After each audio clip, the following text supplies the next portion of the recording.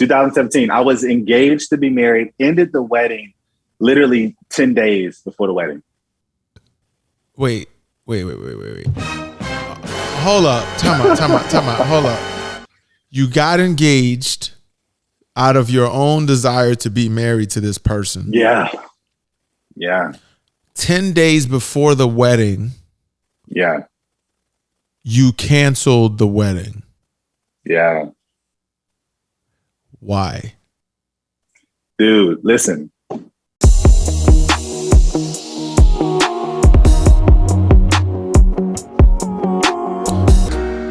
Ladies and gentlemen, welcome to the Introspect Club, a club where you can learn a lot about yourself through conversations with other people.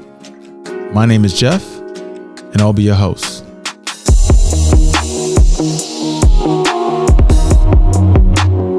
Now, there's been a lot of discussion about people making the wrong decisions in their love lives or making the wrong decisions in life in general. But one of the main things is in romance.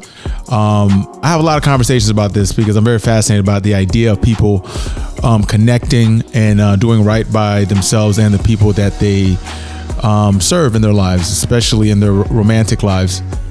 Now, one of the things I struggle with growing up is understanding how to vet the right people, right? I had no problems getting people in front of me, but I often struggled in determining who was worth being in front of me, right? And I'm sure other people have as well.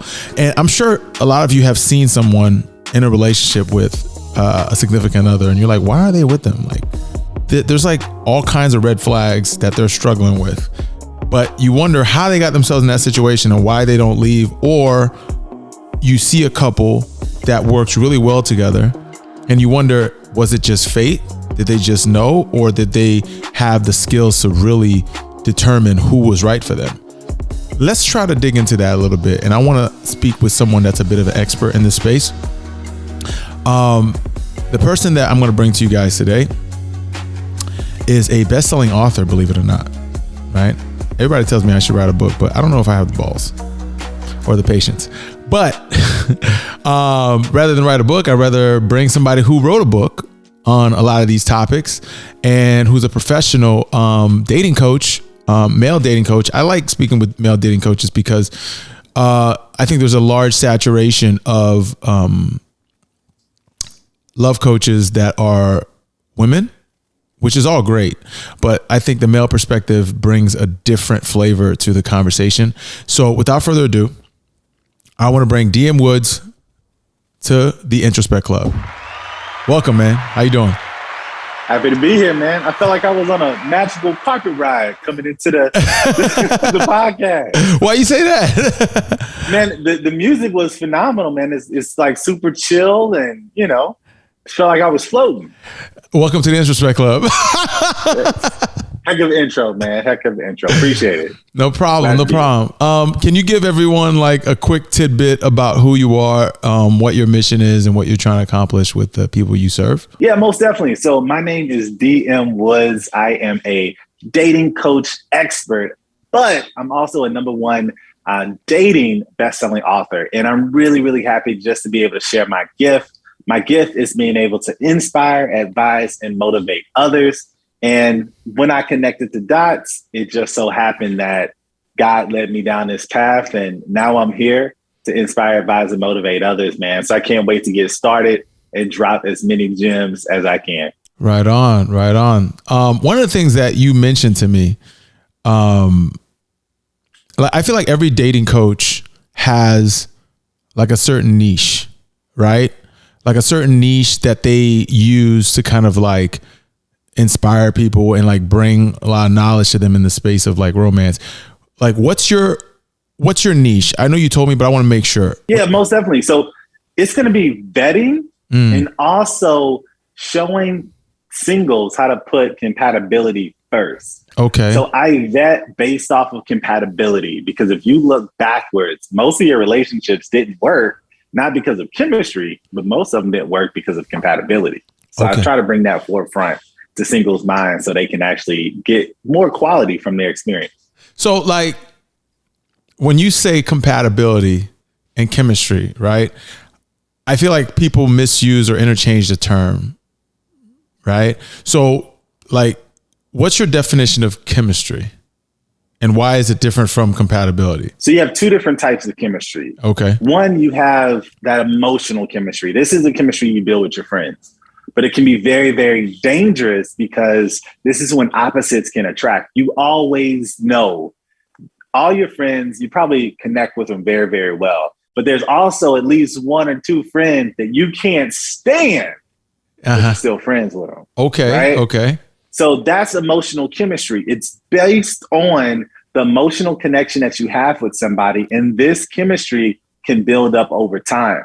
The chemistry that you have with your friends today is not the same chemistry you had with them a year ago, 5 years ago, or 10 years ago. Right. If they're an older friend. Right. That's true. But what about compatibility, right? So if someone is like trying to evaluate like someone that they're sitting in front of, like they're attracted to or whatever, right? You have this visceral feeling of attraction, right? And then you have like the idea of, pragmatic compatibility, like someone that I'm meant to be with, or I don't want to use the word meant, but like someone that works with you long term, right? Sometimes those aren't always the same people, right? The people that really turn you on, that really stimulate you, and you get that natural chemistry with might be toxic for you long term. How do you differentiate and help people like break down what they're supposed to be drawn to? Cool. So let's dive into it. So we talked about emotional chemistry. All right. You mentioned another one. I call them the big four. Attraction is what hits you first. All right. After that, you have emotional chemistry and you also have sexual chemistry or body chemistry. Now that's what happens with your pheromones. That's your reaction on a chemical level that's happening in your body in response to that person. Okay. This can happen over the phone. This can happen through video chat. This can also happen in person. Most singles know that this happens in person with pheromones and oxytocin and all of those other chemicals that are floating around. And then lastly is compatibility. Okay. Does that make sense? No, that makes sense. But the compatibility part it could be deceiving because oftentimes people don't know what their compatibility, like what the compatibility levels are with a person if they haven't really determined what is going to work for them 10 years from now. You know what I mean? So this is what you want to be able to dig into. One, you got to know what you want. And that is a monumental flaw that a lot of singles are missing. They think they know, but when you start talking to them, they don't. So the first place you want to start, especially in that vetting process, is your non-negotiables. Now, the reality is Jeff probably has at least 3 to 5 non-negotiables. Who, me? High level. You probably got 3 to 5. A minimum 3 to 5. Here's the thing, right? Non-negotiables is a tricky one because there are non-negotiables that need to be said and non-negotiables that don't. Fair enough. Okay. The ones that don't are in large numbers. It is not 5 to 6. It could be 100, right? You don't want somebody who's a drug addict. Facts. Some people don't talk about that, but it is a non-negotiable. It's just not really talked about, right? You don't want somebody who's like, I don't know, who's got no limbs. I have no issues with anybody that might have the disabilities, but that might not work for me. You know what I mean? But it's not one of those things that, is talked about. So every time somebody talk about non-negotiables, they put this list, but then when they come across something that they hadn't put on the list, they didn't realize how much of a non-negotiable it is. So that's the conflict that I've come across is you might put certain things on the list and you think, okay, I've crossed off these things, this person meets these criterias, but then I got introduced to this other problem that I didn't even know was a non-negotiable. Facts. You know what I mean? So look back. So I love the idea of connecting the dots, looking back, right? Steve Jobs. So think about some of your former relationships then. Okay. Think about how that relationship went and the plug that just unraveled it. It was something that was missing in that relationship that has to be in your next relationship. And that would be one of your first non-negotiables. And I agree with you. The conflict is every person's got a different unraveling plug. No, and I agree with you, but Yeah. that can repeat itself, correct? I don't know if it's ever really repeated itself for me.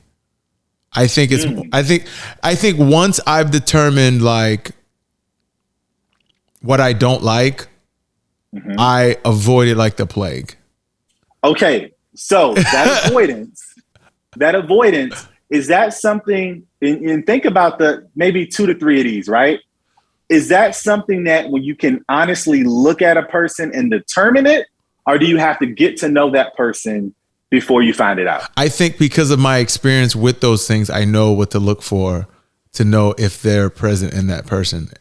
I think I can. So do you see it just based off of looks, or do you have to know that person? No, it could be looks, or it could be conversations, or how they move in any space that you're interacting with them, or just things like that, right? Or basically things that you might know about them prior to even meeting them, right? So like those things I'm more knowledgeable about given my experience and things that I've understood about people as a whole, because I've done some work to kind of like evaluate myself and people.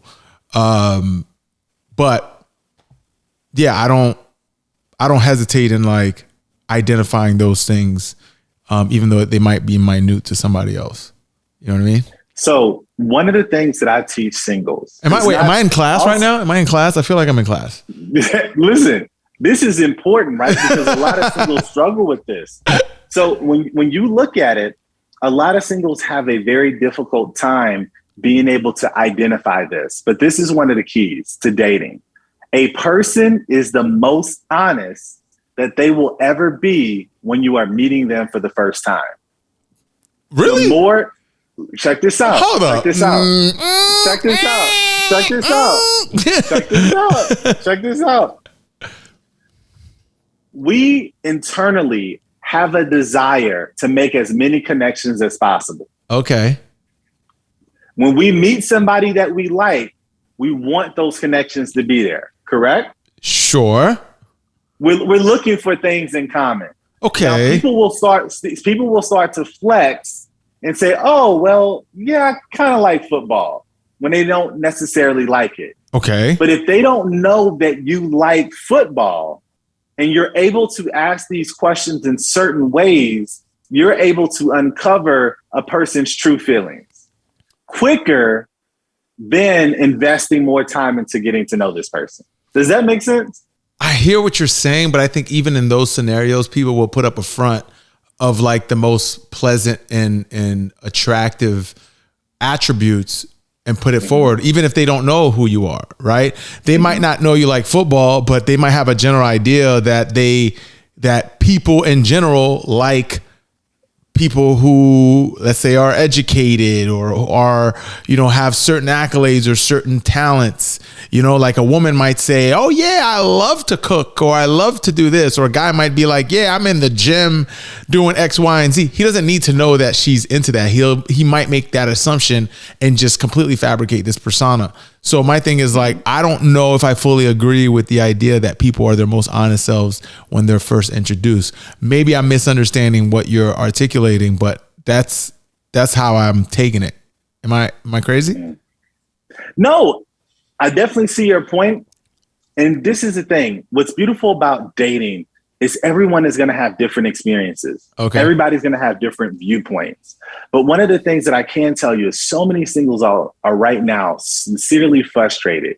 They're upset, and there's a lot of trauma right now in the single experience. Just being single, it's a lot of trauma. What happens for a lot of people is you have a lot of singles that are mirroring. And this is a tactic that really consumes a lot of singles. Okay. So if they say, oh, well, what do you like? I like whatever you like. What do you like to eat? Whatever you like to eat. What do you like Who's to do? Who's doing Whatever that? You like to do. Everybody, Jeff. Anytime somebody likes something or someone, they will force a lot of these connections. Nah. See, and unfortunately, it's affecting a lot of women. In what way? What do you mean? How is it affecting a lot of women? So it's affecting women because they have been very susceptible to this mirroring process. Okay. So when they meet a guy, guys are out mirroring. For example, huge vetting question. If a woman is out looking for marriage, okay, a guy may not necessarily be really open, but as soon as he hears that she's looking for marriage, okay, and he wants to be with her, he wants to talk to her because she has it going on. What does that guy say? It depends on how much balls he has. Nah, most guys will be like, you know what, I'm looking for marriage too. Okay, so let's they slide in. All right, so let's dig into that real quick, right? So are you saying that guys, I'm being facetious but serious. Are you saying that men out here are lying about their desire for commitment in order to slide into a girl's life and other things? And other things. Yes. It's the game. It's the game. But see, that's a very uncomfortable idea for me. Here's why, right? I think I struggle enough just identifying which relationships are worth modeling and which ones are not. But the idea that there's this many people pretending is an uncomfortable thought in my mind because you don't really have anything to really strive for without really knowing what the truth of everybody's relationship is. And you'll never really know. So for you to make the proclamation that like, hey, a lot of people are falsifying their presentation in relationships in order to get something out of it, right? Something as simple as that. It's not really simple, but it's in essence, it's just something that would have been a disagreement internally. Externally is like proposed as this like, oh yeah, we're aligned.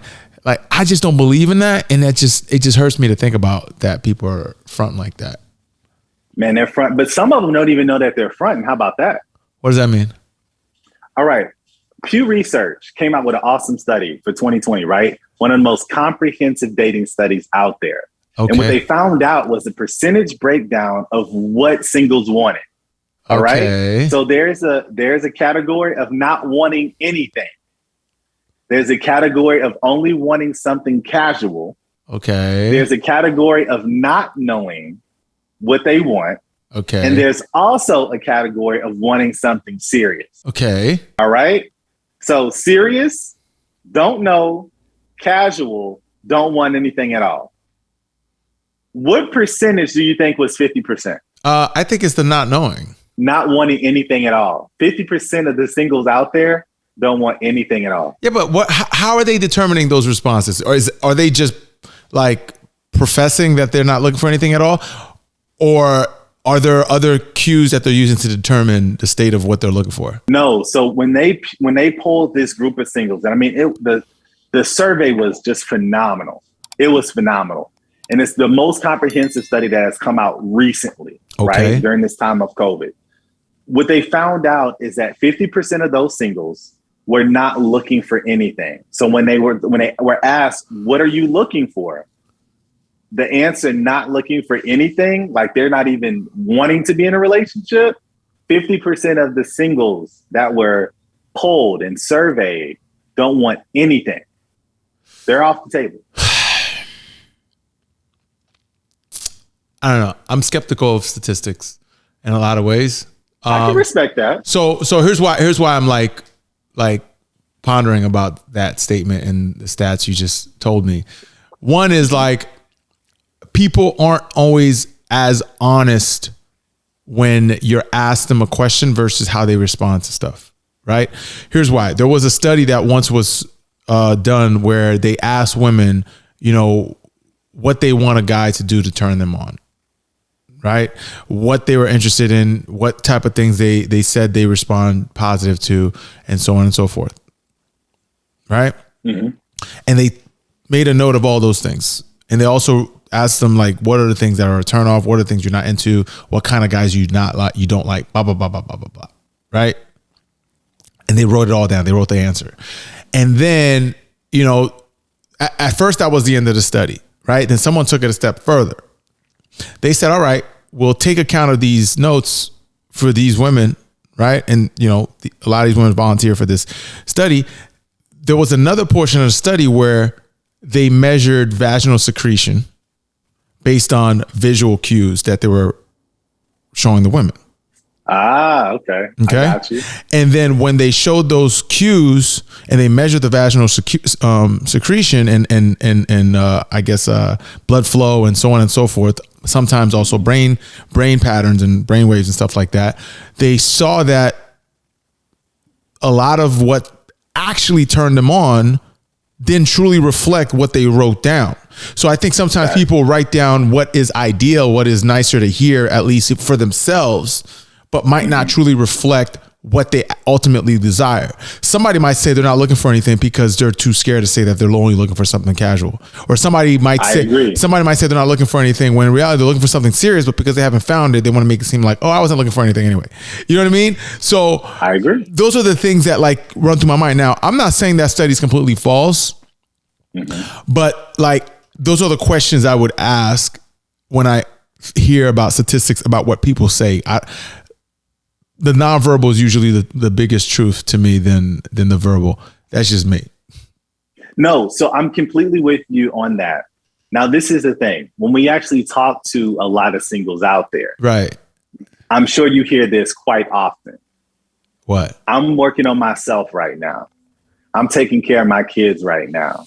I'm focusing on my education right now. I'm focusing on my job right now. I just need to just reset. I think most of them are it's a load of bull.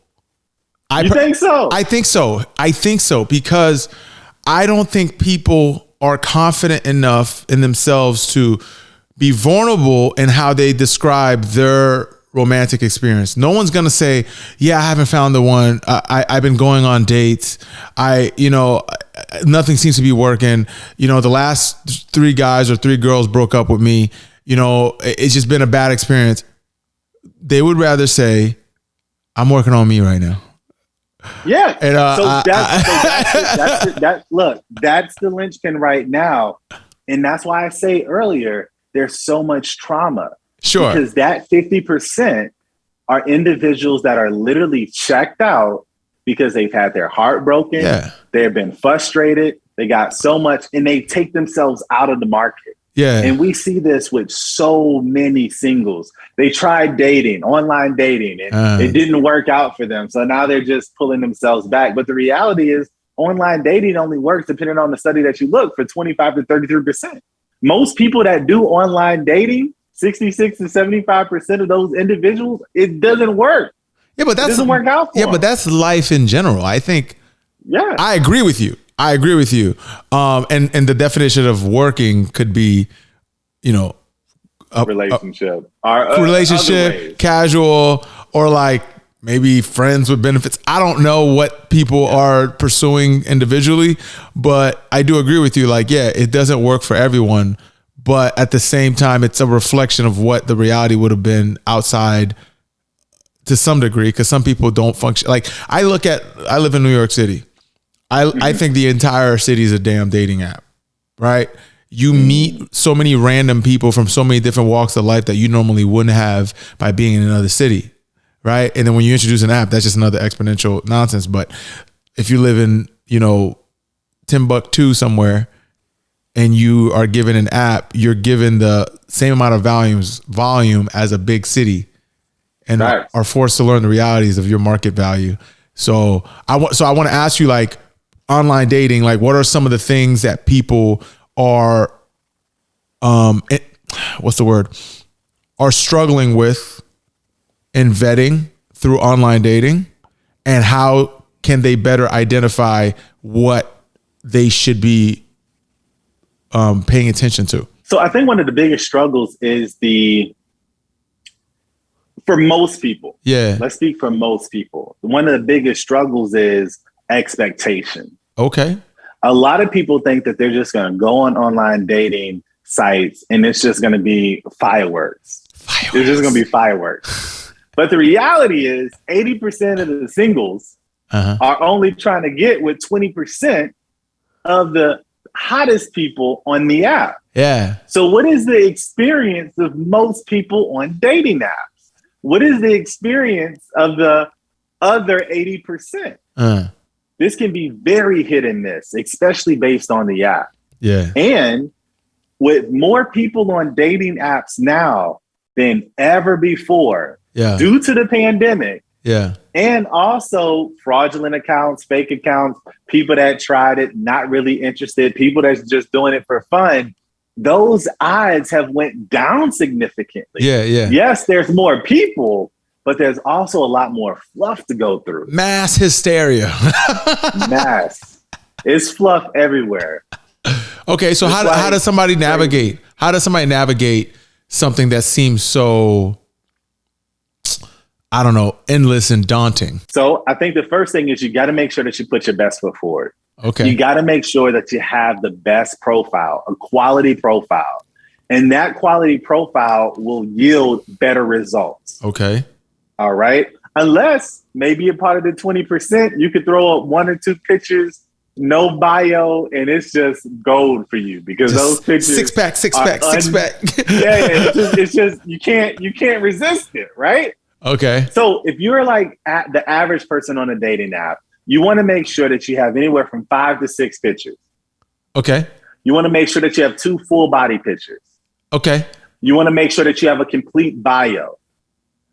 You want to make sure that you are showing the flavor of your personality and not necessarily what you're looking for or not looking for. Okay. Does that make sense? Okay. Fair enough. So now you got a decent profile. Now, when you're sending messages, you have to make sure if you're sending messages that it doesn't sound copy and paste. Okay. If you send a message that can be sent directly to another person, you are decreasing your odds. Does this make sense? So when you say that, right, here's what I'm thinking when I hear you say that. Like, I imagine guys like I've just seen DMs from I've seen women's accounts, right? Because I have female friends, and they show me like the messages guys send. Okay, there's a lot of hi, hey, hello, stuff like that. You shake your head. Yeah, if you're at that level, it is horrible. Sure, you shake your head, but I also have to ask the question, right? A lot of women will say, I want a guy to be original. I want a guy to be like conscious of who I am when they approach me and so on and so forth. But then I have to think also, the guy's probably seen thousands of accounts. So how is he really developing the originality after being exhausted from the 50th encounter? You just evaluate a bunch of resumes. Yes. So let's dig into that a little bit, right? So one of the things you're looking at is what that woman said. I'm looking for a guy that's original. He's noticing something about me, etc.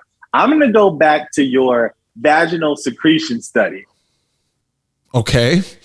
I'm glad we went back there. Listen. So women say this, but this is the reality. If one of those top 20 or 10% guys send that, hey, how are you? And she looks and she's like, oh,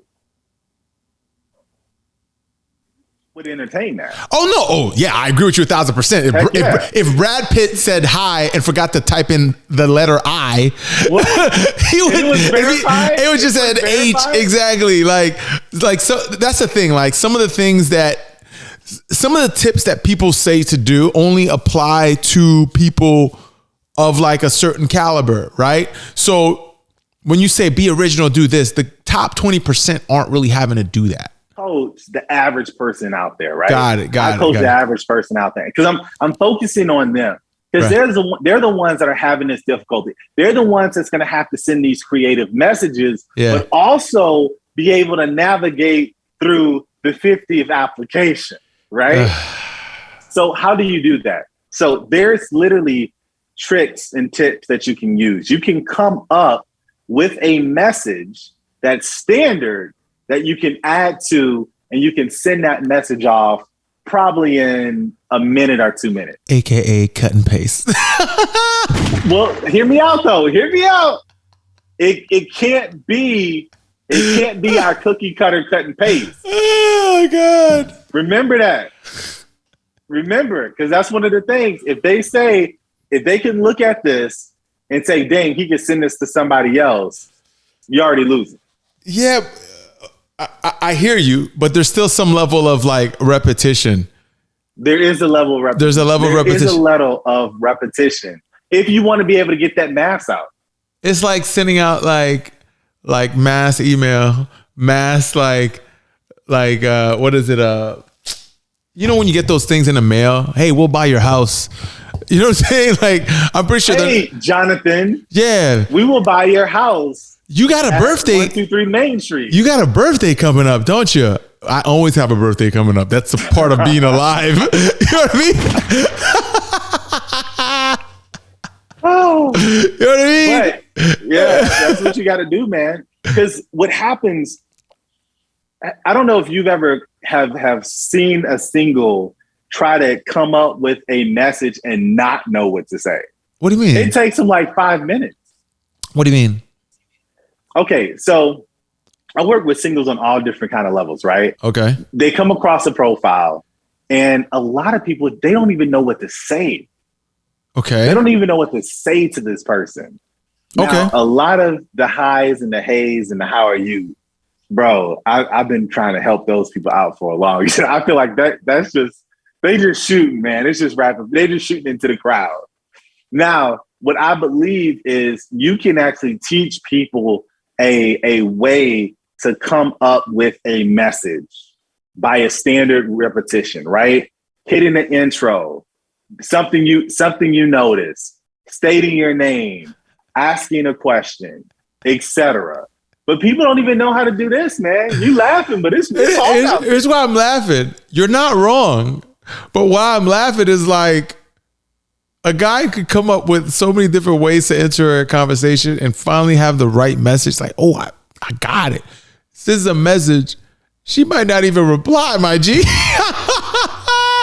might not even see it. She might not even, yeah, she's got 1,000 people in the DM. So like, now you're like, I'm coming up with all these gems. Then they go from hitting gems to, hi, are you real? Are you a person? That's because they're not getting the responses. They just trying to get those people that are sitting hey and hi are just trying to see, are you alive? That's like poking the person. Are you a human person? Exactly. At that point, they're just knocking on the door right now. They're not even knocking on doors. It's just like, and when you open it, look, Jeff, this is the crazy part.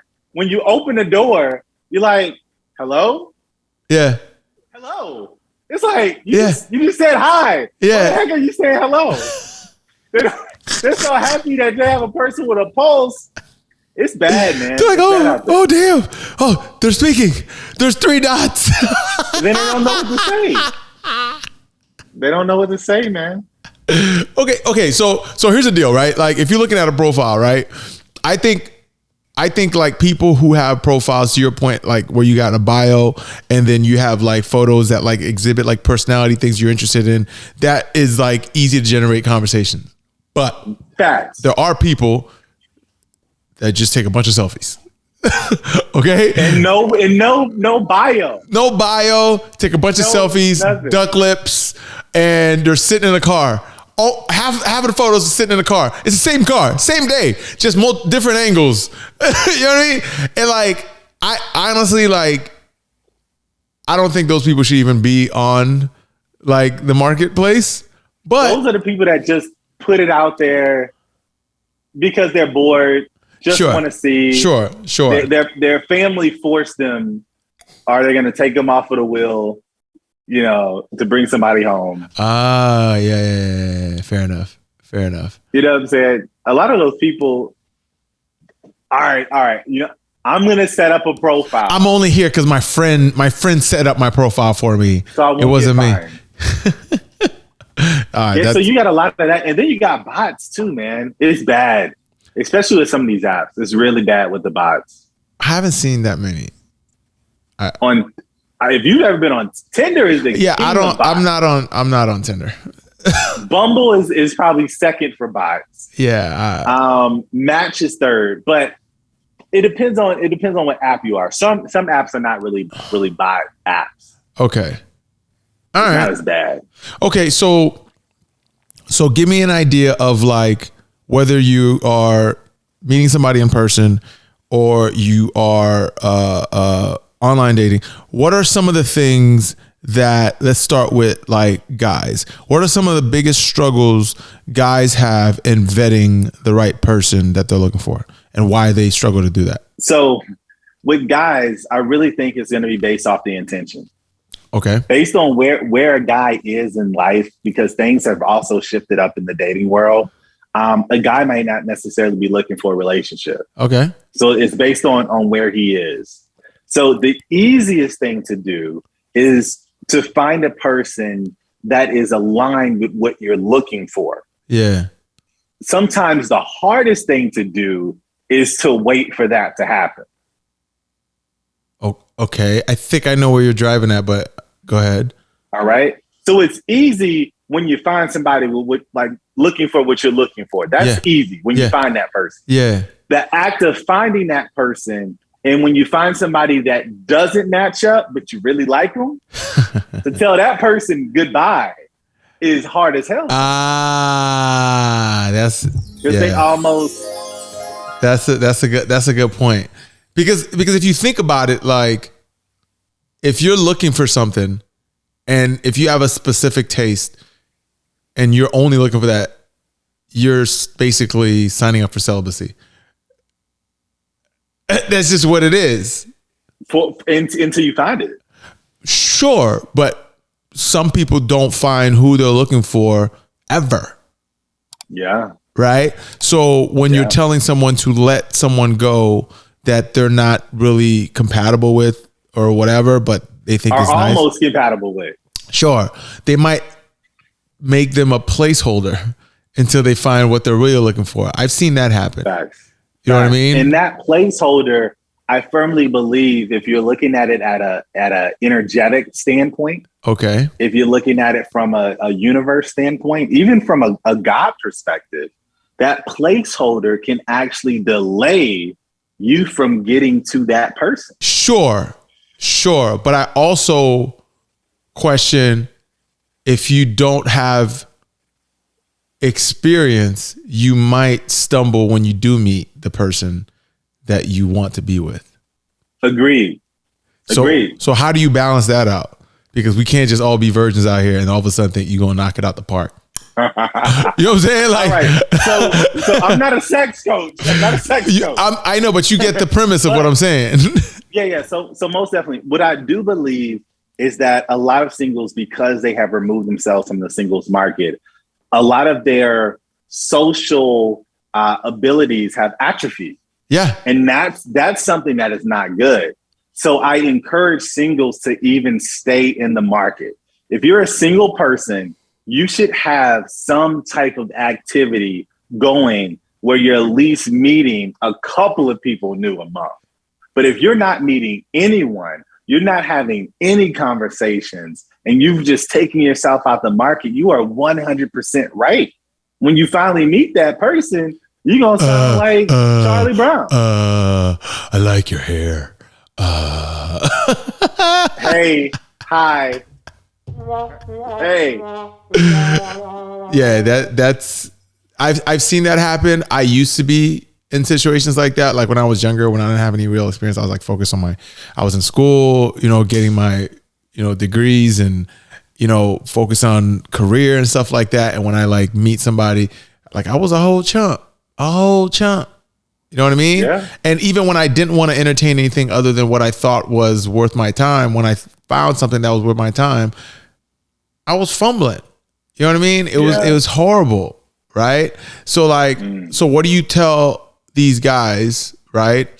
Who, when you're talking about intentionality, like what do you think is the best route to having that intentionality if you're also telling them to let go of what is not compatible with you? So I think one of the biggest secrets, you got to stay at the fishing pond You got to stay at the fishing pond. So you got to stay in the game, but you also have to have a plan.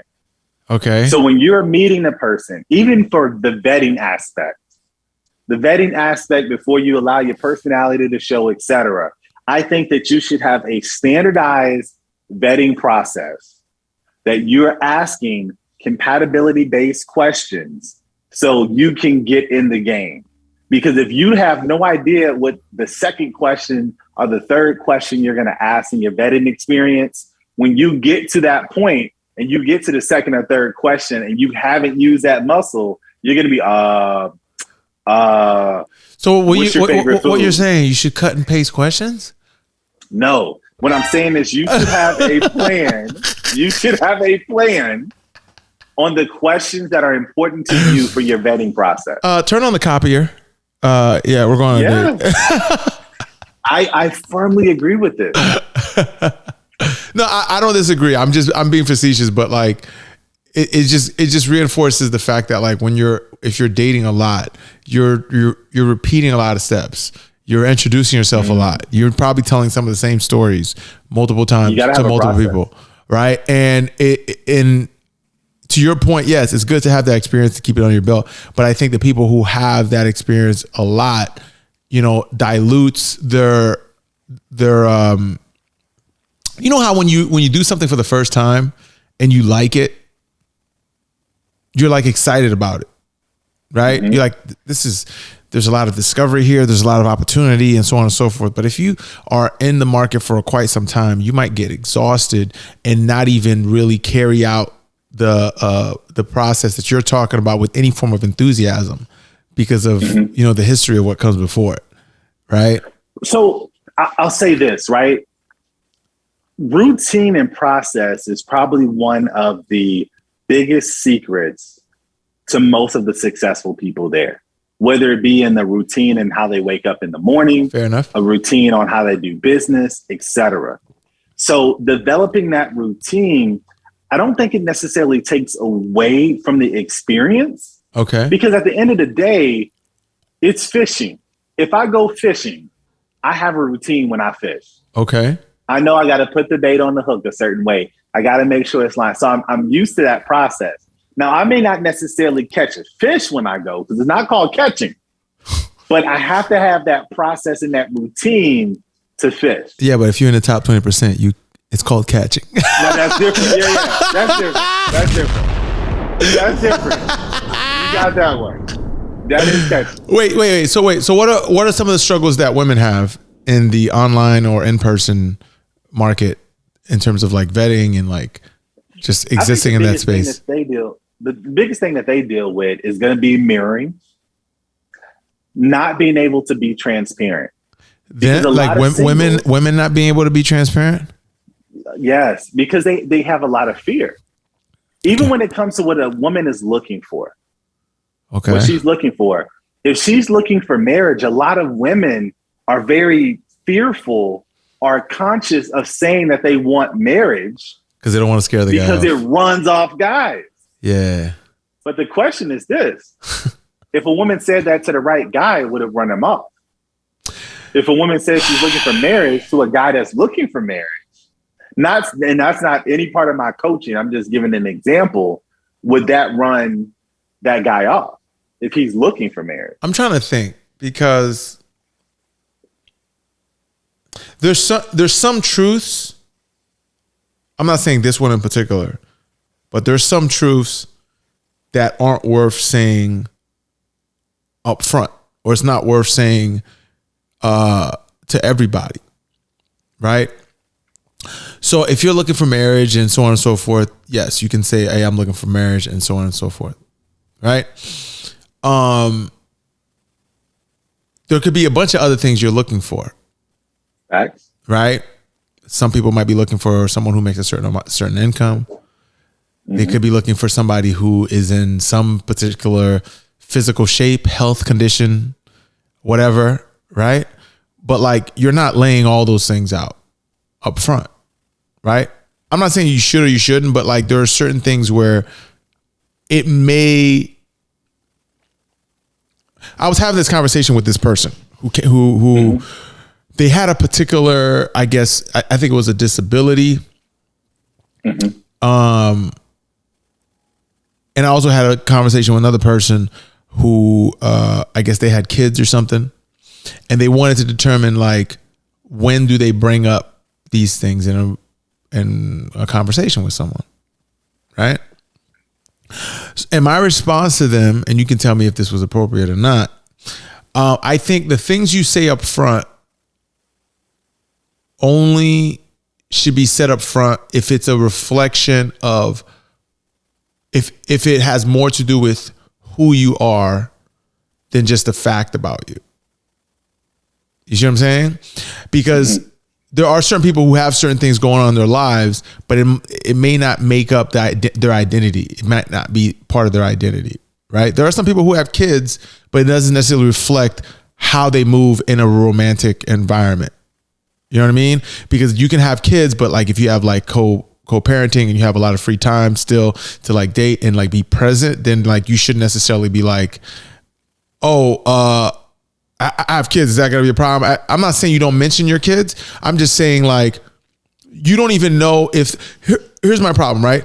If you tell someone, hey, meet this person, they have 3 kids, they have this amount of debt, they skipped their physical last week, so you don't know what, and then you don't even know if you even like the person as a person, right? Mm-hmm. But you're just getting to know that person just based on those pragmatic facts. Do you feel like it's appropriate to like put all of those things out there up front, or just figure out if you're in front of somebody worth having that discussion with first? I think it's important to find that out about the person that you're talking to. What does that mean? What's talking to mean? So the person that's in front of you, mm-hmm. I think it's important to find out that information if it's non-negotiables. For example, if you know beyond a shadow of a doubt, it doesn't matter how good they are. Yeah. If they have 3 kids, you ain't talking to them. You need to uncover that early. So that should be something that's in your vetting process. Let me tell you something. I know men and women with kids that are exploring a lot of options because they still fine as hell. Or it's a guy with kids and he's got a boatload of money, right? And he can take care of the world. So a woman might say, I don't want a guy with kids. But if he's a, I don't know, 8-figure earner, he can have 40 kids. All right. You're like, but you gotta, so this is the thing. And I get down to the prototype exercise, right? Talk to me. What is that? We kind of talked about that a little bit, right? So what the prototype exercise does is it tests all of these. Okay. It's like, hey, if this person was everything. Yeah. Everything. They were this, they were that, they had all the money and they had 2 kids. Uh-huh. Would you take them? Yeah, but are these specific questions you're asking people, or you're thinking like they're creating? This is literally an exercise that I do with individuals, and we literally go step by step by step over 20 to 25 top line items. Give me some ideas of what those things are. Okay, so one of them would be kids. Okay. How many kids do they have? Okay. How many kids do they want? Okay. Income. Okay. Race.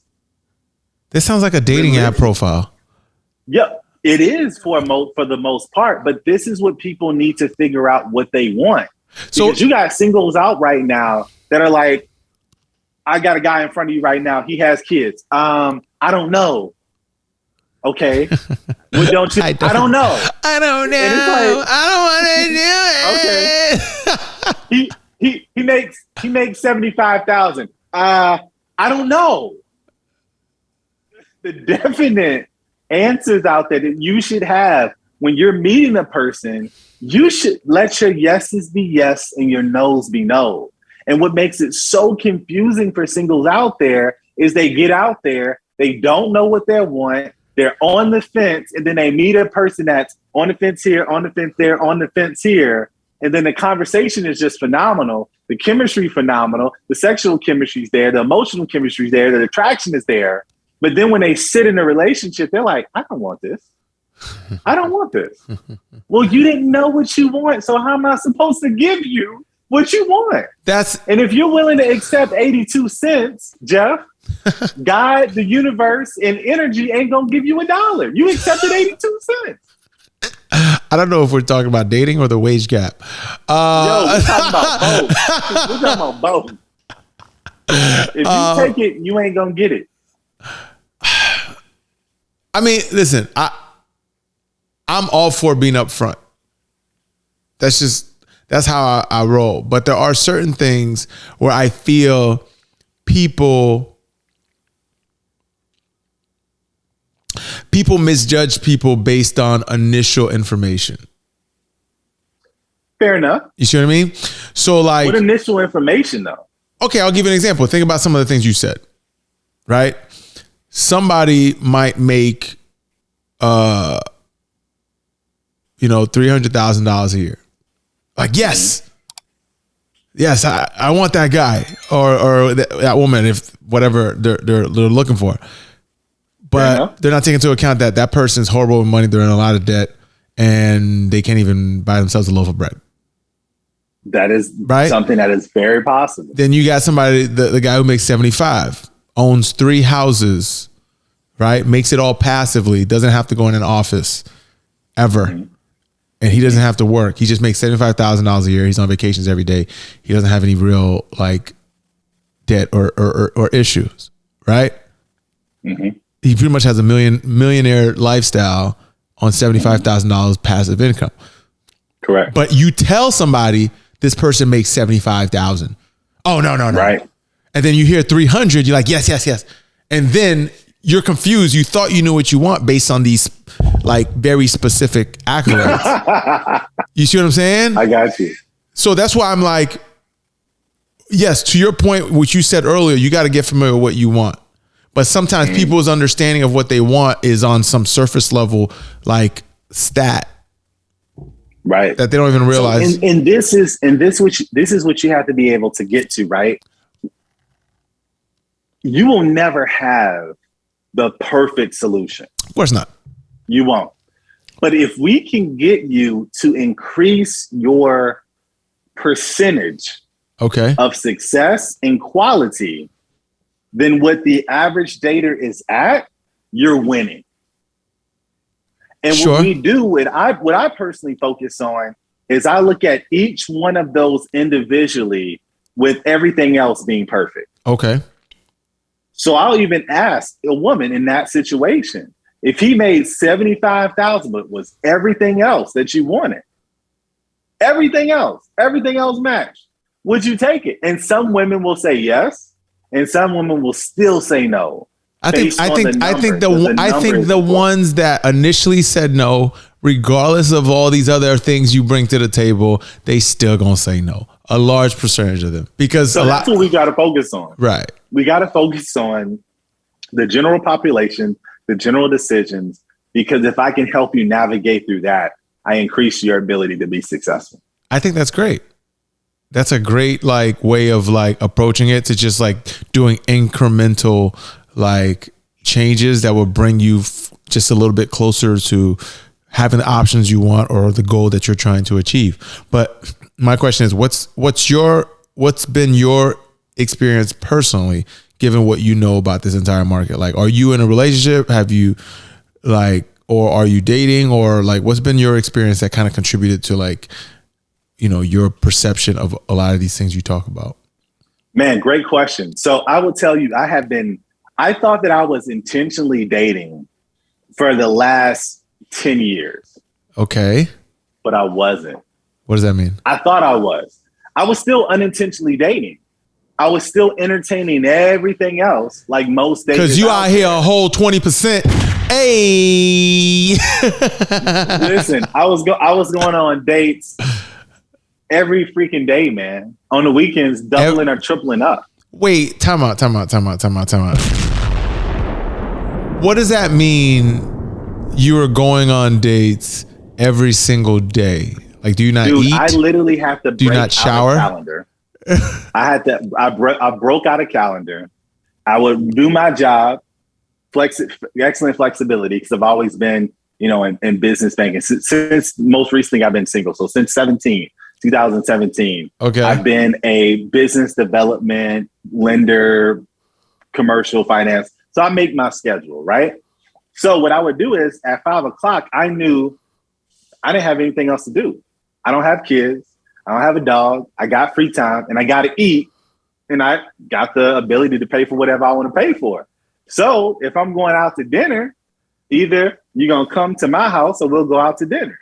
Okay. But I literally had a date set up Monday night, Tuesday night, Wednesday, Thursday, Friday, Saturday AM, Saturday PM. And I got to the point where it was one time a woman wanted to hang out with me. And I was like, yo, I'm super swamped right now. I got a lot of stuff going on. But literally, on November 17th, I will make time for us. That's because your schedule's too full. That's because I'm with women until the 17th. And it was bad, man. It got to the point where, and if I met a woman that was phenomenal, okay, I would be like, you know what? Let's do lunch this Thursday. Okay. So then I would throw in lunches in there. And I got to the point where on all of these small dates. So a date might average, I don't know, 35, 75. I was in Houston at the time, so it's not New York. Yeah. So it would average anywhere from maybe 35 to 100, 150. Nothing crazy, right?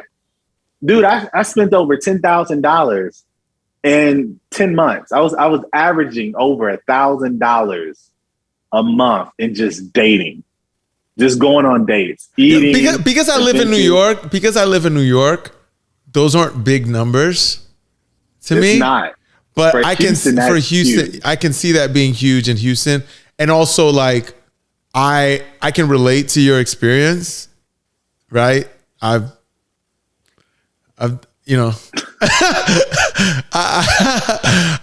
when I first went to New York, I was wilding. Okay. And it was available to you, right? Exactly. I was wilding, but I'm calmed down. But at the same time, like when I first went to New York, I understand your point. But let's roll back before that, right? Before you became a whole savage out here in these streets. Yeah, it was fun, man. I've done my atonement, by the way. You said you got out of a relationship in 2017? Right. 2017. I was engaged to be married, ended the wedding literally 10 days before the wedding. Wait. Hold up. Time out. Hold up. You proposed to someone. Traditionally, that's what I would have expected. So January 1st, 2016. So 2016, you proposed to someone that you were dating for how long? Yes. 2 years previous to that. So a year in a relationship and talking for 6 months and friends 2 years before that. So I knew her for like 4 years. So you knew this person for 4 years. You got engaged out of your own desire to be married to this person. Yeah. 10 days before the wedding. Yeah. You canceled the wedding. Yeah. Why? Dude, listen. It was a variety of reasons. It was for the variety of options you were exercising afterwards. No. I didn't even think about that. I'll be honest with you. I felt what a lot of singles do, right? They're looking for somebody. They feel this time crunch. At that time, I was 30 years old. So most guys, when they get into their 30s, they start thinking about family, planning, etc., especially if they are there financially. Yeah. Sometimes it happens a little bit later. But when they reach financially where they want to be and they find somebody, they start thinking about kids, not being an old dad and all of this stuff, right? So I'm like, you know what? I don't want to be an old dad. This woman is a great woman. She's good. She's a good woman. Yeah. Why not? Why not settle That's down? how guys decide if they're going to get married. Why not? I mean, she's great. Everybody loves her. She hasn't ran up my credit cards yet, so screw it. It should work. So that's what happened? Better than all the other women. Yeah, so what ended up happening, man, she wasn't given the same amount of energy in a relationship. I remember at the end, we were sitting literally at the table. And I asked her, like, what percentage are you giving in this relationship? She told me 80%. You're asking this after you're already en route to be broken up. After we're broken up, I'm like, what percentage would you say that you were giving? Oh, after you ended the marriage? After we ended the engagement. Okay, that's when you asked her. We're sitting at the table, and we're having this talk because you go through a moment where you can save it. Okay. You go through the moment of like when you're in and you kind of have those. You got to give the headshot to kill it. You know what I'm saying? It still got a pulse. You can either resuscitate or shoot it in the back of the head. Facts. So, exactly, right? So I remember she told me 80%. And I was like, dang, like you're giving. I was like, well, I'm curious, what percent do you think I'm giving? She's like 100. So I'm literally giving 100% and you are giving 80% and you think that that's right. And we had other issues as well. Because one of the biggest things that I loved about her is she put everybody before her. She was so selfless, Jeff. She was selfless. That doesn't sound like somebody who's only given 80%. Listen, but what I didn't know is when we became one, everybody came before us. Oh, okay. And that was not cool. Yeah, but No, go ahead. I'm sorry. So it was all good when I saw her selflessness. But then I had to put my needs and our needs behind her family and friends. And that's not dope. That's not cool. But my question is, how long was the engagement? The engagement was a year, and it got up to about a year and 2 months. A year and 2 months engagement. Mm-hmm. Prior to the engagement itself, because we're talking about vetting here. Yes. No, dude, I was horrible. I feel you. I saw the red flags. I thought I was going to Disneyland.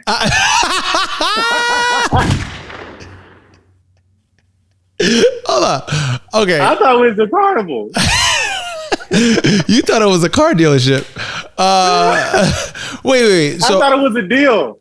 Okay. So you saw these attributes back then prior to you. Okay. So what allowed you to see it differently if you already seen it before? So what ended up happening Okay. was I remember several parts of the relationship where I was like, you know what, I'm out. And she showed me how to fight for a relationship. So that's one thing I did not know how to do before being with her. Okay. But it went too far. Needless to say, there were other parts where it was like, you know what, it's a timeout. But out of my love that I had for her, I was like, you know what, I'm going to stay in it. I'm going to give us another try. What hit the end was the wedding is paid for. I literally had maybe $1,200 or $1,500 left. And we were already near $30,000 from my pocket. When you said $1,500 left where? To pay for the wedding. Literally, it was like the last $1,200 or $1,500 to pay the photographer and videographer for the wedding. Everything else was paid for. Food, dress, ceremony. How old were you? Everything. I was 30 at the time. 31. Okay, so you're 31, paid for a full wedding that was scheduled to happen in 10 days, and you said, I'm not getting married. I said, hell no. How was that received? Bruh, I don't know your life. I don't know your life. Bro, it was horrible. Okay, hold on. think about any woman you know, any cousin, if you got a sister, think about their family. They are getting ready for a wedding. Flights booked. Tickets are bought. Bruh. Hotels booked. Bruh. 10 days before the wedding. Oh, it ain't happening. Yeah, that's tough. International flights booked. You know how hard it was to cancel that? Are you what's your heritage? I'm based out of Louisiana, African American heritage. What about hers? Caribbean. Oh yeah. Yeah, you going to hell. Trini at that. You know, here's where I have to commend you. Right? And I almost congratulate you. Not for like ending a wedding that's supposed to happen.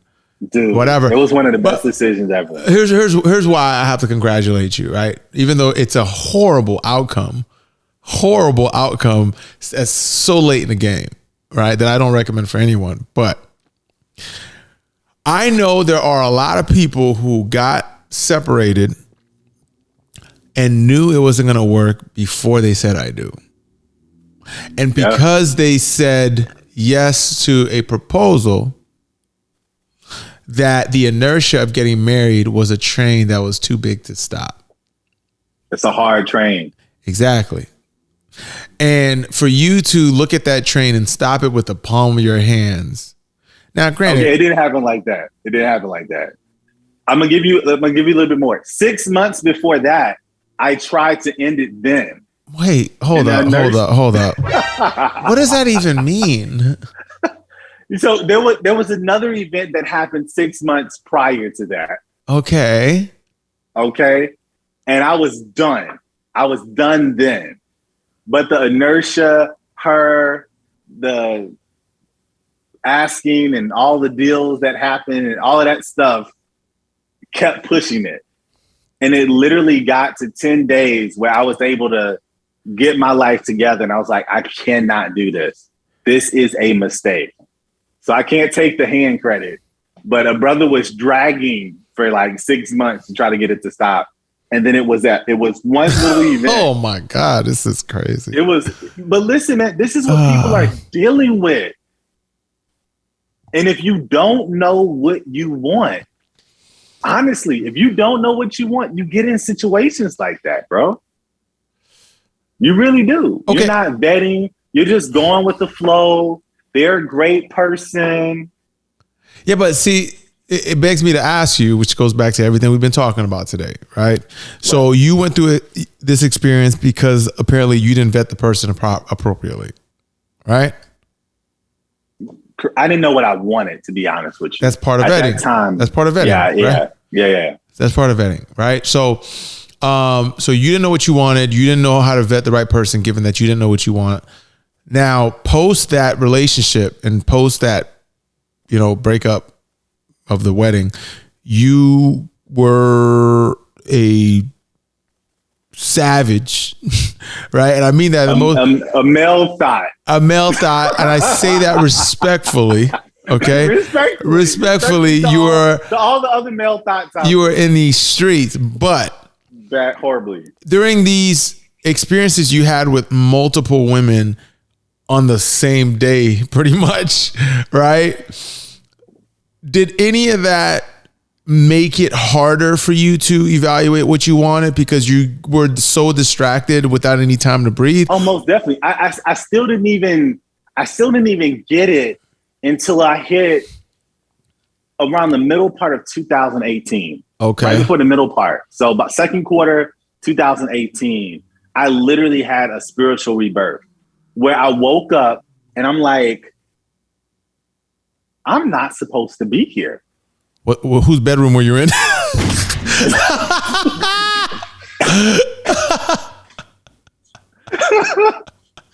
I woke up like I'm not supposed to be here. I was in my house that time. Okay. And literally, I literally put myself on a restriction, like a kid. I treated myself like a kid. I said, no going out, no dates, no talking to women, no frivolous spending, I put myself on a strict budget. Like I literally put myself on full restriction. Okay. Like all the way. Was a strict budget because you spent too much money on like wine dates? Well, yeah, I wanted to test myself. I'm like, yo, when I got my bonus, I was banking on my bonus. When I got my bonus and put it into the account and it disappeared, I was like, what the hell have I been doing? And then I did an audit on myself, and I'm like, how the hell do you spend like $2,000 in a month? Like, you know how you do that? When you go to a venue and they're like, back again. They're like, we got your table right here, sir. This one's a nice one.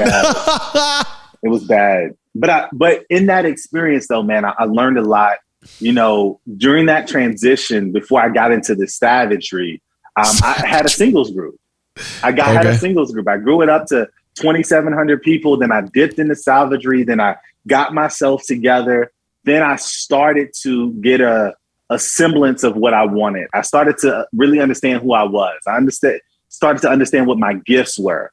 I started to understand the limiting beliefs that I had embraced. Okay. I'm not sure if you're familiar with Tony Robbins, if you're familiar with Unleash the Power Within, but that event just breaks your limiting beliefs and all the things that I was settling for in life because I either didn't want to pay the price or didn't believe that I deserved to have it.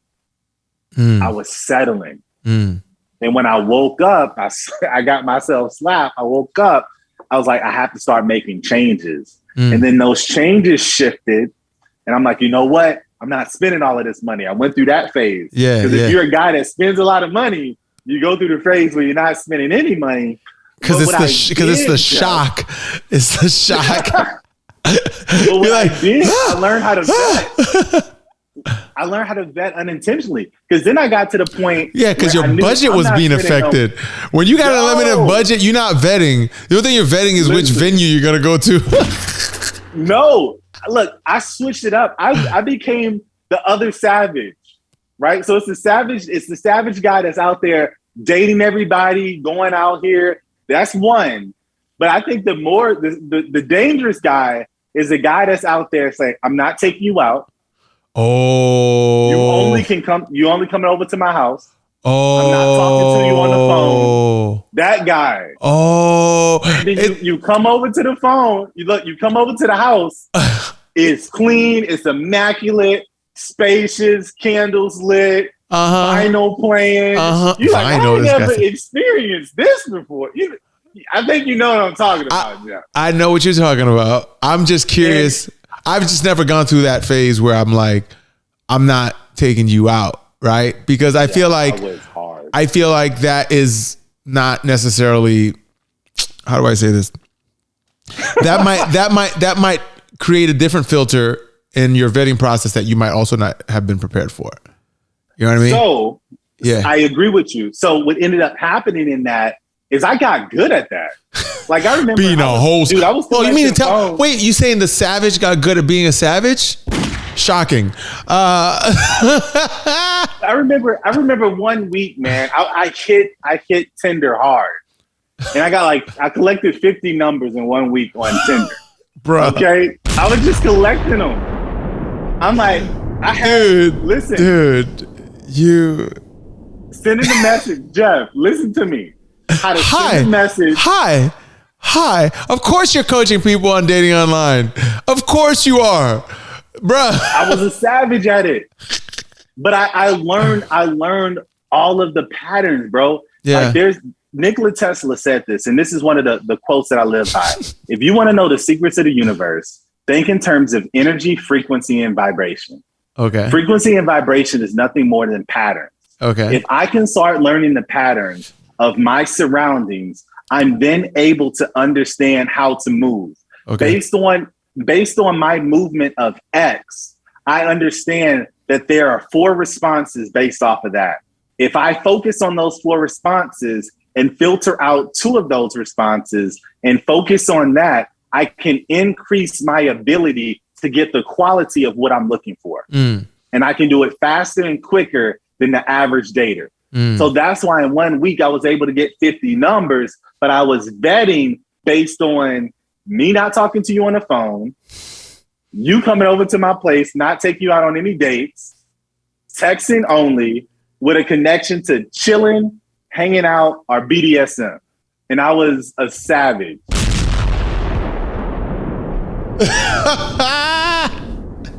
I have sense of tone. I have sense of tone. My question is, when did the I know what I'm betting for moment happen for you? So are you there now where you feel like, oh yeah, most definitely. Okay. So this is what happened. Even in that experience, I was still Tinder unintentionally dating. Is messing people's lives up, boy, I tell you. Listen, hear me out on this. I know I was unintentionally dating because the frequency of women that I was attracting, loved and appreciated the life that I lived and did not want to leave. Okay. Based on that, I started to get, for lack of better words, a harem. Okay. I know that. What ended up happening was I started to get into the poly lifestyle. I got into the BDSM lifestyle. You know, the sub lifestyle, being a nurturing daddy dom that I am. I had a sub, got a live-in sub. I started having these experiences, but what I was doing, I was just going with the flow. What does that mean? That sounds like a pretty heavy flow. Yo, I was just like, hey, just whatever it is, just come on in and let's have fun and let's have these experiences and let's just go with the flow. But this is the issue, Jeff. When you go with the flow and you deal with a person that has a plan, you are essentially giving them the keys and you're riding in the passenger seat of your life. Right, but who had the plan? And what was the plan? They had a plan. I was just going with the flow. What was their plan? Oh, she wanted to get in and take over. Take over what? She wanted to be the one. She wanted to cancel everything out and be the one. When you say she, who are you referring to? Because you mentioned there was multiple people. Right. So what would happen in this situation is there would be individuals that would come in and have a plan like, dang, this guy, he's a catch, he's a prize, however you want to say it, because people call it different things. But I want this guy. I want to be in his life. I'm going with the flow, but she has a plan. She might have a plan. And when their plan doesn't work out how they want it to work, they may flip the script and you may not be ready for that. What does flip the script look like? Flip the script looks like a knife being broken on your door handle while you're barricaded into the room so you can have separation. Bro, what the hell is going on right now?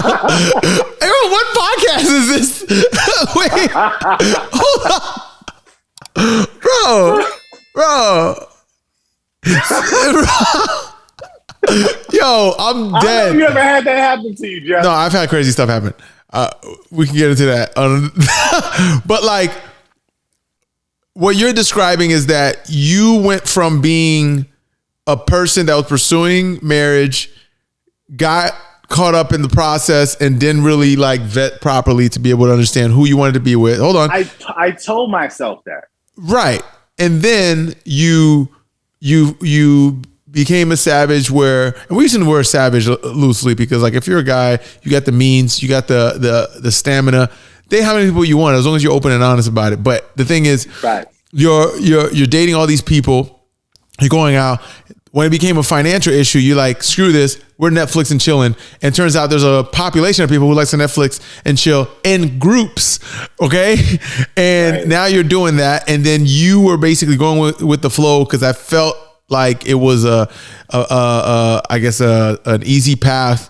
And when, people caught feelings, violence ensues, right? Right. So where are you at now? So DM Woods, best-selling author, dating coach. Where are you at now in your personal vetting journey? Are you looking for a relationship?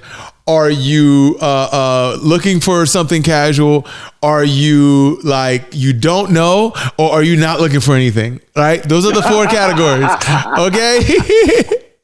So where are you at right now? So this is where I'm at.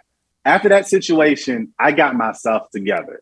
Okay. I went through a state of depression. Okay. No cap. Because other things happened outside of that. And I talk about those things in my book about what happened. And I went into the state of depression on all of these things happening, people trying to control my life and me not having control over it. And I said, you know what? Time out.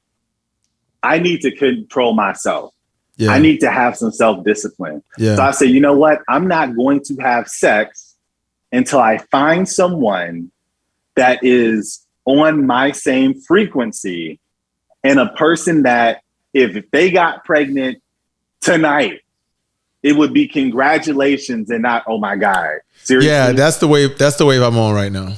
That's the wave. Yeah. So once I got on that wave, then I'm like, okay, cool. It's been a month. I haven't had sex.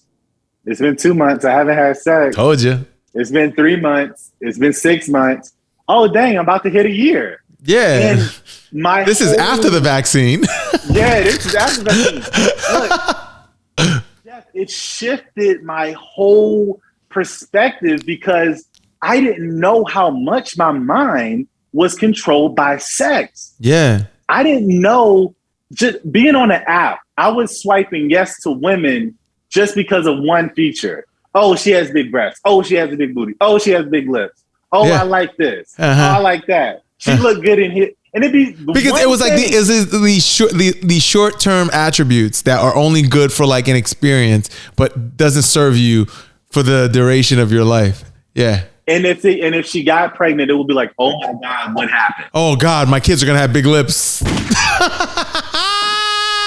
I have to protect my daughter for the rest of my life. Listen, all right. So again, answer my question. What are you looking for now? So now I have zeroed in on what I'm looking for. I know how to date with a purpose. I know how to vet. I'm looking for that. Okay. That's something that is definitely a focus. However, based on where I am and the gifts that I've been focused on, that right now is taking that priority. So what's taking a priority? Where I am. So literally, I've been downloaded with this gift that is helping singles left and right. So you're saying you're not looking for a relationship. Oh, right I'm looking. Okay. But I know exactly what I'm looking for. So until I find that, I'm not entertaining anything else. Got it. So what are some qualities? So I'm actively looking. What are some qualities you're looking for in a woman that you can't seem to find? Okay. So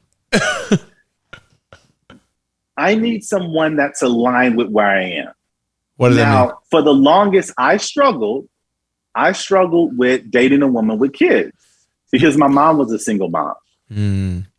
I value my kids having the same parents under the same roof where we don't have to separate for holidays. That's something that I had to experience as a kid.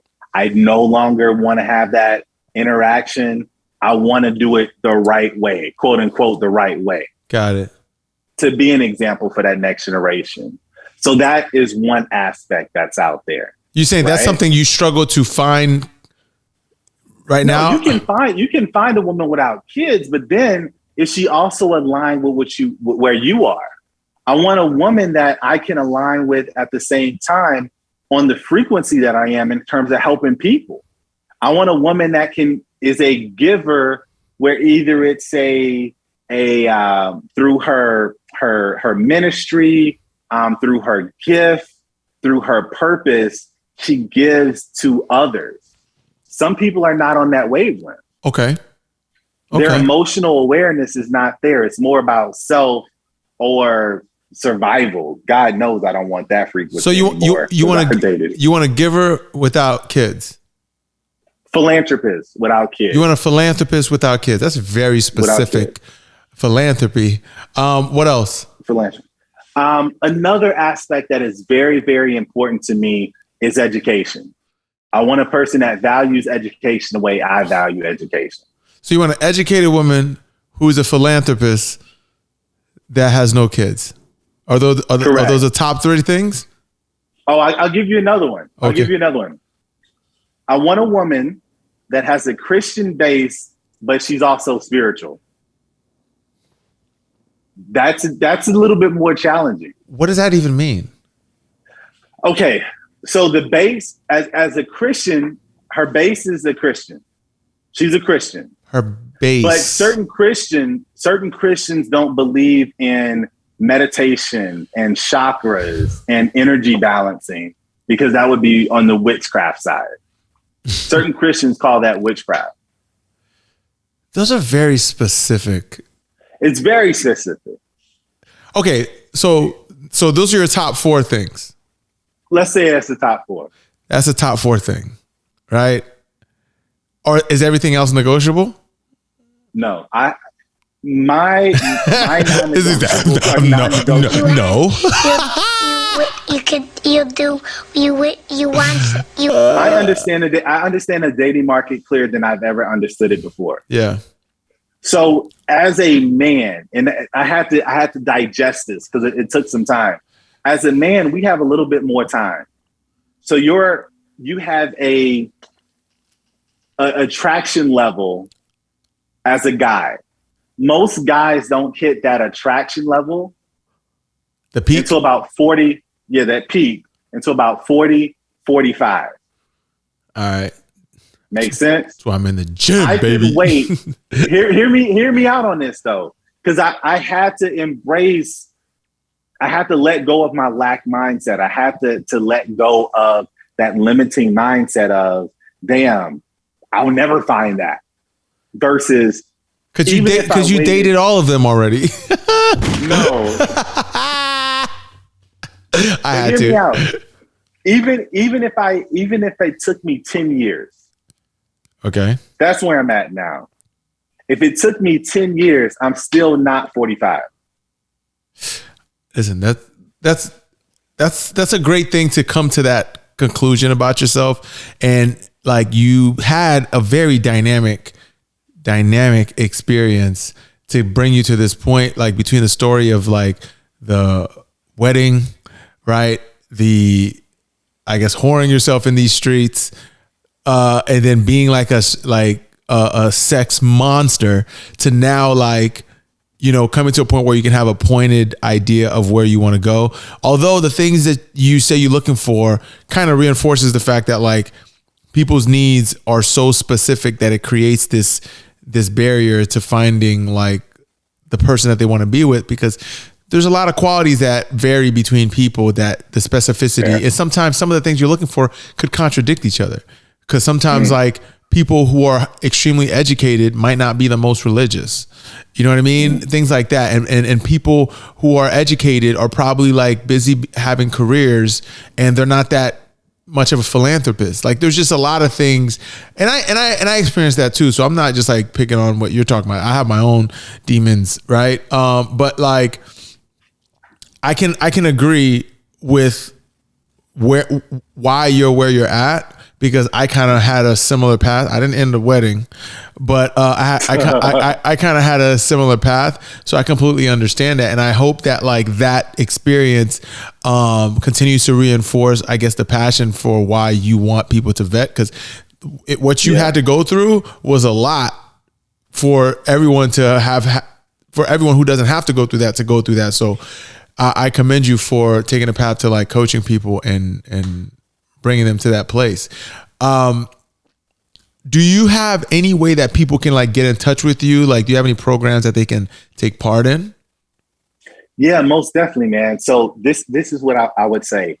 First things first, they have the ability to text me. So 404-737-1301. Got it. The easiest way to find me is going to be my IG or my website. Okay. IG is dwoods.advisor. Got it. On IG. Okay. Most social media, the same thing. If you want to hit my website, it's dwoodsadvisor.com. I highly recommend that they get my book, Dating Advice 360. It covers so many crucial points to the dating experience. So if you are frustrated, if you are disgusted, if you want to figure out what's going on, if you've been out the dating market for a while, that book will literally take you to the next level. And I'll give your viewers and your listeners one more gift. All right. I normally charge $240 for an hour session. Okay. If they reach out to me, however they want to get in contact with me and say, you know what? I heard your podcast. I saw the podcast. I want to, book a session with you. If they send me the word session, like just one word, send me the word session and tell me that they heard here, I'll give them an hour session for $97. I'll save them more than 50% off of that session for them to get the advantage in dating. That's for the first hour, or is that like every hour? That's for just 1 hour. Okay. That's the intro, 1 hour, under $100 for them to really get their dating experience to the next level. Right. So whether it's the prototype exercise, they want to learn how to vet, they want a personalized vetting program, they want to figure out what's going on, what's keeping them back. Listen, as much as I've been through, that's a whole movie. A lot of help. I can tell you where the hiccups at. I can tell you where the potholes are. So I can definitely help you level up your dating experience. Man. That's great. That's fascinating. And for those who are looking to get any type of assistance, reach out to DM. If you guys want to find me, I am on IG at j.damisse. For Twitter, it's j_damisse. For the Introspect Club, it's Introspect_club everywhere, Twitter, IG, TikTok, whatever. If you guys have any questions that you want me to respond to in the podcast alongside with my guests, please make sure you shoot me a DM. And if you are a person who has had an interesting experience or live an interesting life, and someone can benefit from hearing your story, reach out to me. I might be able to get you on the podcast. Might not be as interesting as DM's story here. Whole gigolo out here. But reach out to me and then we'll see what we can do. DM, this was a great conversation, man. This could have gone for hours, but I know I have limited time. So thank you so much for your participation in this. You were great. Appreciate it, man. It was a pleasure being here, and definitely make sure that y'all are supporting Just Podcast for sure. Right on, man. Until next time.